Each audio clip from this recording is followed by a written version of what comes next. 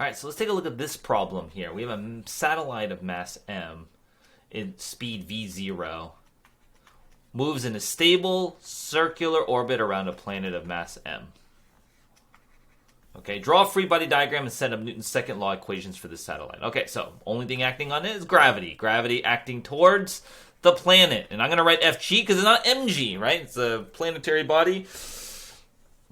And then when you do F net equals ma, oh yeah, identify the acceleration. Which way is the acceleration? Well, it's moving in a circle, so there's a centripetal acceleration towards the center of the circle, right? That's the rule for the centripetal acceleration. So the net force here is g, mass of the planet, mass of the satellite, divided by the distance squared, is equal to the mass of the satellite times the centripetal acceleration, which is v naught squared over r. Okay, so that is our F net equals ma equation. I'm not going to simplify anything yet. That's just what part A is. Find the radius r of the satellite's orbit in terms of v naught m and appropriate constant. So they want to solve for r. So now we're going to take this and we're going to solve for r. Now, you can cancel, you can multiply through by r and cancel one of these r's over here. And you can also cancel these m's.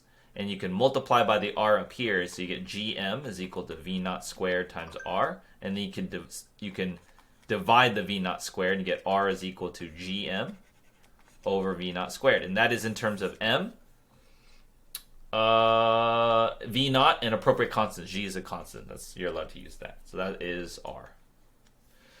Okay, find the period of the satellite orbit. Remember, for the period, we use this equation, 2 pi r over t, or t is equal to 2 pi r over v.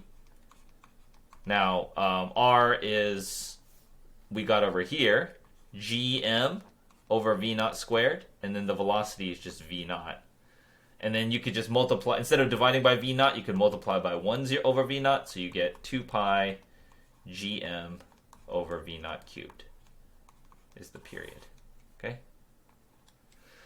If the satellite is to move in a stable circular orbit at distance 2r, where r is the radius calculated in b, the satellite, the speed of the satellite must be, in terms of the original speed must be. So what we're going to say is, what is the relationship between v and r? You want a relation, because I'm doubling r, I want a relationship between the speed and r, okay? Now we can't use the period because the period is going to change. So let's look at just this equation. Can we get an equation that relates v and r? It's going to be this guy here.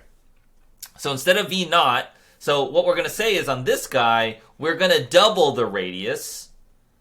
Okay? So what do we have to do here? That means the denominator, the v naught squared, needs to get multiplied by 1 over 2. Because the g and the m, the mass of the planet's not changing. The g is not changing. The v naught squared, okay, needs to get multiplied by 1/2.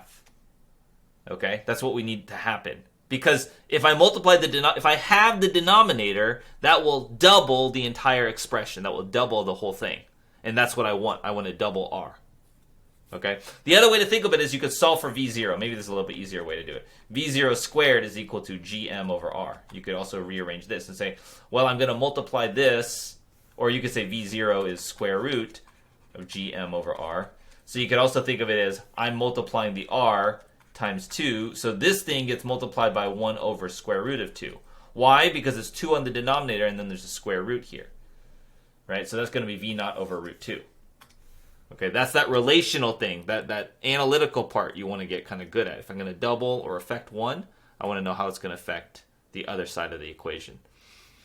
Maybe it's easier to look at it this way to solve for what you're trying to change. But basically what I was trying to say here was v naught squared is multiplied by 1/2, which implies v naught has to get multiplied by 1 over square root of 2. Because then if I square it, it'll get v naught squared times 1/2. Because square root of 2 squared is 2.